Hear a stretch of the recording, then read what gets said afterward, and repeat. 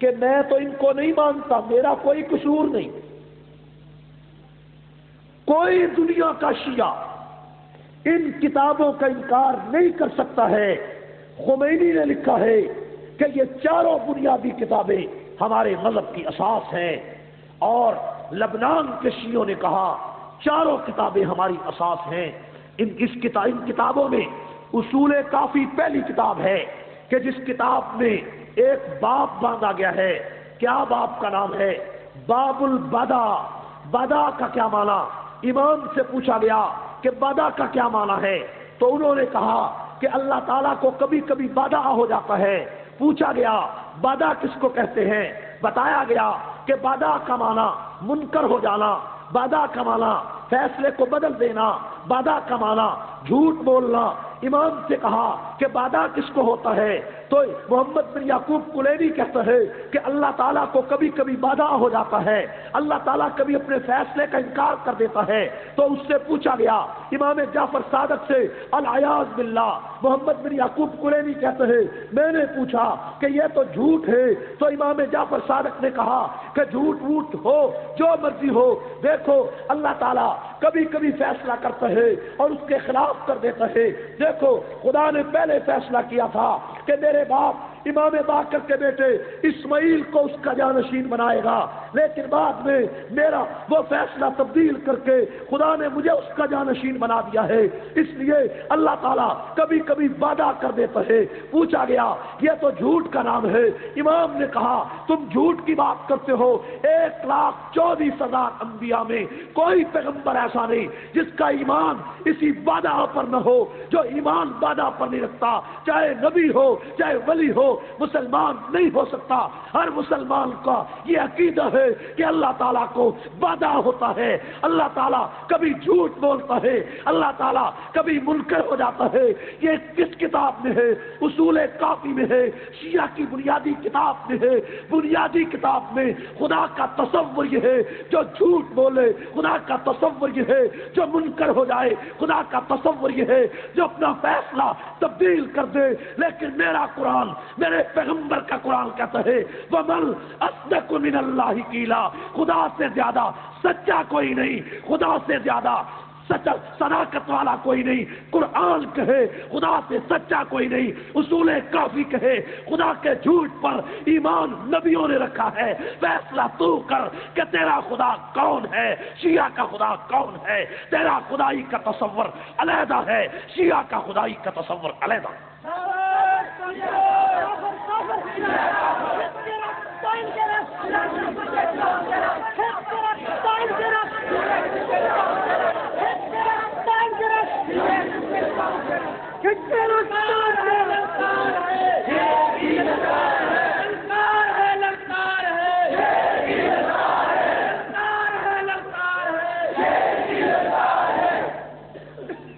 شیعہ مذہب کی بنیادی کتاب اصول کافی میں خدا کا تصور اور ہے، اور تصور ہے یا نہیں ہے؟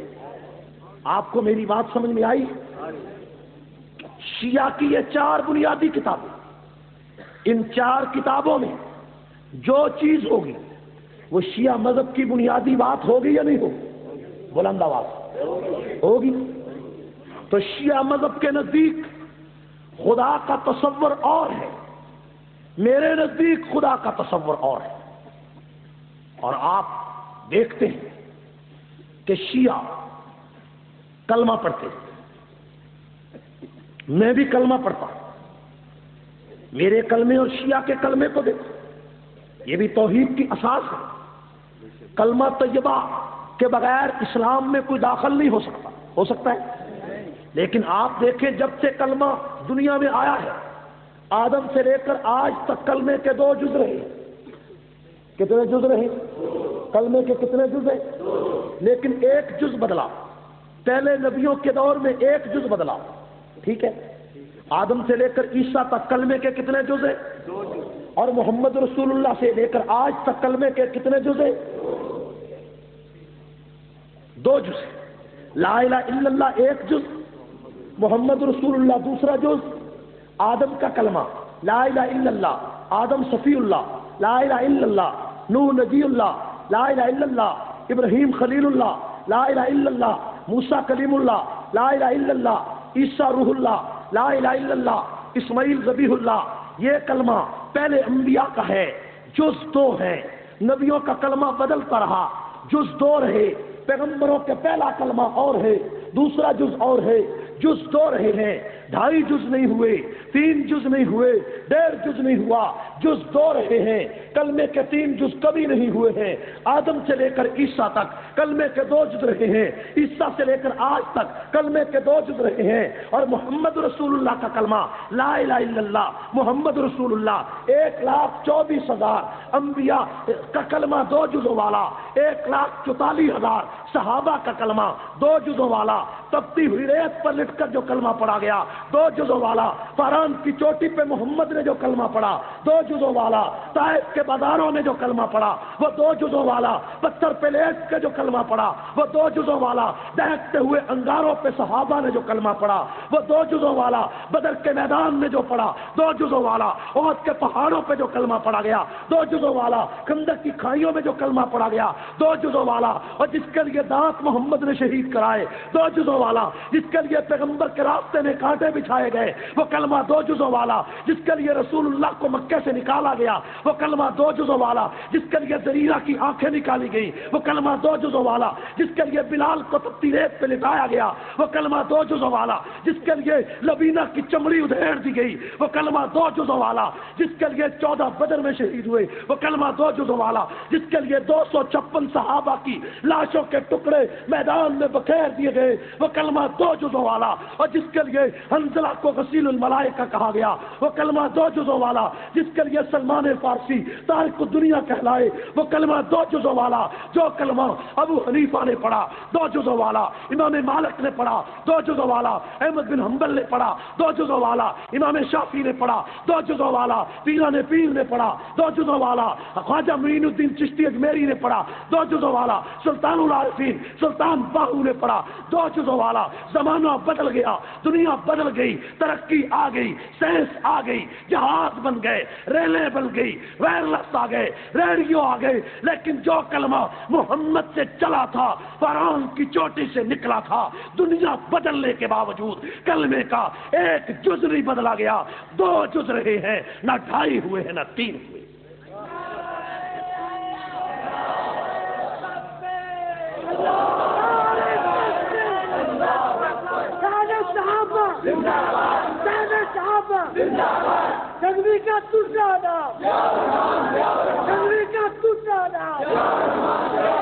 جو کلمے کا جز میں نے پڑھا، جو کلمے کے 2 جز میں نے پڑھے کیا ہے؟ لا الہ الا اللہ، یہی ہے۔ ایک طبقے نے 1 جز بدل دیا، ایک طبقے نے 1 جز، میں نے کہا کافر ہو گیا۔ کیا میں نے کہا؟ کون سا جز بدلا؟ لا الہ الا اللہ وہی رہا، محمد رسول اللہ بدل دیا، لا الہ الا اللہ عیسیٰ روح اللہ، میں نے کہا عیسائی ہو گیا۔ ایک نے کہا نہیں لا الہ الا اللہ موسیٰ کلیم اللہ، میں نے کہا یہودی ہو گیا۔ ایک نے کہا لا الہ الا اللہ داؤد خلیفۃ اللہ، میں نے کہا صابی ہو گیا۔ صابی بھی کافر، عیسائی بھی کافر، یہودی بھی کافر۔ کیوں؟ کلمے کا 1 جز بدل گیا، کلمے کا 1 جز، کلمے کا 1 جز رسول اللہ کے دور میں بدل دیا۔ میں نے کیا کہا؟ کافر ہو گیا۔ حالانکہ عیسیٰ سچا پیغمبر ہے جس کا کلمہ پڑھا گیا، موسیٰ سچا نبی ہے جس کا کلمہ پڑھا گیا، داؤد سچا پیغمبر ہے جس کا کلمہ پڑھا گیا، لیکن وہ کلمہ اپنے دور کے لیے تھا۔ آج کے دور میں جو کلمے کا یہ 2 جز یا دوسرا جز بدلے گا کافر قرار پائے گا۔ ہائے، کلمے کا 1 جز بدلنے پہ عیسائی ہو گیا، یہودی ہو گیا، صابی ہو گیا، اور جس نے کلمے کے 3 جز اور ساتھ ملا دیے مسلمان رہ گیا۔